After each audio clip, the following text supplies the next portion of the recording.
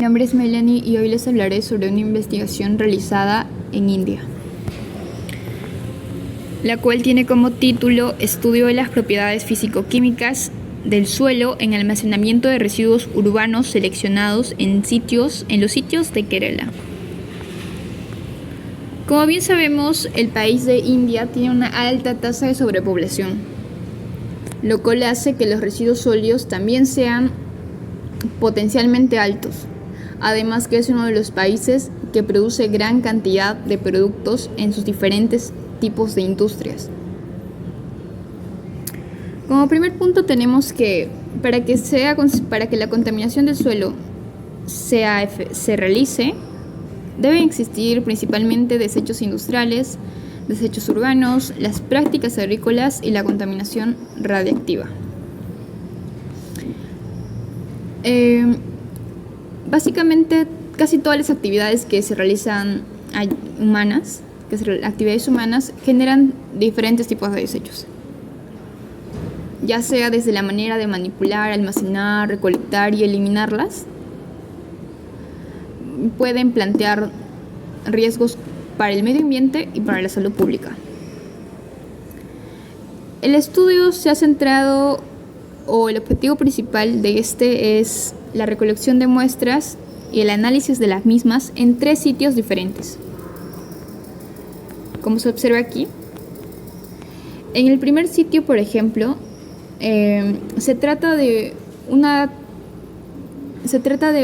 área donde se disponen diferentes residuos urbanos generados por un poblado pequeño.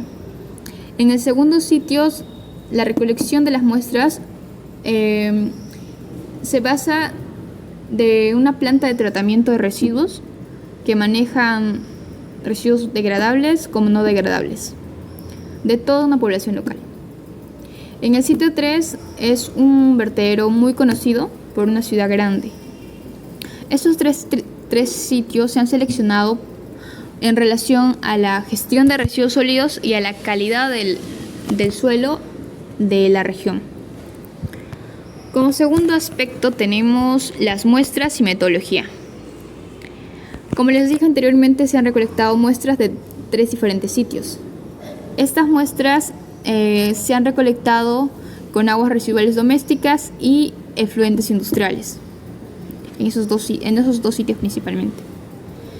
Las muestras fueron almacenadas en bolsas de polietileno, fueron etiquetadas y llevadas al laboratorio para su análisis físico, químico y la concentración de metales pesados. En el análisis químico se tiene el pH, se tiene la densidad, parámetros físicos se tiene a la densidad aparente, a la textura, al pH, y en base a las propiedades químicas se tiene a la disponibilidad de nutrientes y a la conductividad eléctrica. Se ha medido la concentración del cromo, del zinc, del cadmio, del mercurio y del plomo. En base a los resultados, primero hablaremos sobre el pH. ¿Qué hace el pH en el suelo? Este es un controlador de los diferentes procesos químicos que suceden dentro de ese lugar y es alterado ya sea por la temperatura o por la cantidad de desechos que se producen. Antes de iniciar con los resultados, se tuvo una área control que se le llama sitio 1, un suelo control, sitio 1. El sitio 2 es la recolección de los residuos sólidos de un área específica, pequeña. El sitio 3 es un área, se recolectó las muestras de cerca a una industria o industria de tratamiento de residuos sólidos. Y en la tercera fue un vertedero muy conocido de una población local o de una ciudad, se podría decir. En base al pH se tiene que en el sitio 2 se obtuvo un pH bajo de 4.3, lo cual indica su nivel de acidez, donde se podría determinar que este es causado por los desechos ácidos. Sin embargo, no se puede decir a ciencia cierta que es así. En el sitio 3 se ha tenido el pH más alto. Y el suelo control fue alcalino.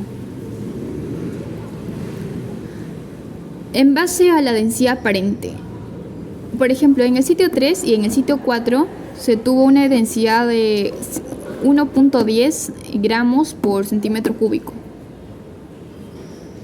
En el sitio 3 y 4, lo cual quiere decir que hubo mayor cantidad de materia orgánica en esa zona. Y en el sitio 2, un valor de 1.08. No está tan alejado, pero obviamente es un poco más grande, ¿no? La diferencia. Ahora, en base a la textura, se puede decir que el sitio 3 se ha clasificado como un suelo arcilloso.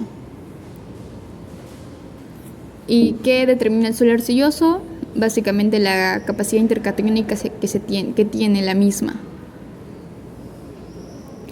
Mientras que los otros dos, que es el sitio 2 y el sitio 4, se caracterizan por ser de naturaleza franco-arcillosa arenosa. Estos suelos tienen un alto potencial de lixiviación de los contaminantes. En base a la conductividad eléctrica, podemos decir que fue más alta en el sitio 4 y más baja en el sitio 3. ¿Y qué quiere decir esto? Que en el sitio 3 demuestra que hay un movimiento irregular de las partículas cargadas, lo cual indica un buen crecimiento de las plantas. Y este está influenciado tanto por el tipo de arcilla, por el contenido de humedad y otros factores. Se han analizado también los niveles de nitrógeno, fósforo, calcio y magnesio, que son básicamente la cantidad nutricional que tiene el suelo, ¿no? Podemos decir que, y esto se basa principalmente en la cantidad de nitrógeno que tiene. El suelo 2 tiene un contenido de 0.93 partes por millón. Los demás también tienen bajos contenidos de nitrógeno. Y en el suelo control, que se tuvo un resultado de 5.29 partes por millón. Y eso quiere decir que el valor máximo del nitrógeno disponible se ha encontrado en el sitio 1 y el mínimo en el sitio 2. Quiere decir que el suelo control tiene un contenido nutricional bastante bueno en comparación de los demás. ¿Y por qué pasa eso? Porque no ha sido alterado con ningún tipo de residuos sólidos. Entonces hay una variabilidad muy, muy evidente.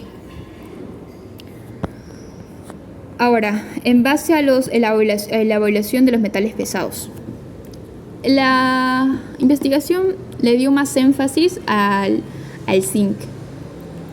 En el estudio se ha demostrado que en el sitio 2 se tuvo 3.7 miligramos por kilogramo de zinc y en el sitio 3 116 miligramos por kilogramo. Eso quiere decir que en el sitio 3 se ha excedido o está por debajo del límite permisible que dice la OMS. Entonces la cantidad de metales pesados es mucho más alta en las áreas industriales. Por último tenemos las conclusiones. Podemos decir que se han encontrado diferencias significativas en las propiedades físico-químicas del suelo en los diferentes sitios. No se puede comparar para nada un área donde contaminan regularmente, pero no en gran cantidad, que una industria de tratamiento de residuos sólidos, porque en esta se generan mayor cantidad de metales pesados. Y los metales pesados afectan considerablemente a los organismos vivos que tienen algún límite de supervivencia.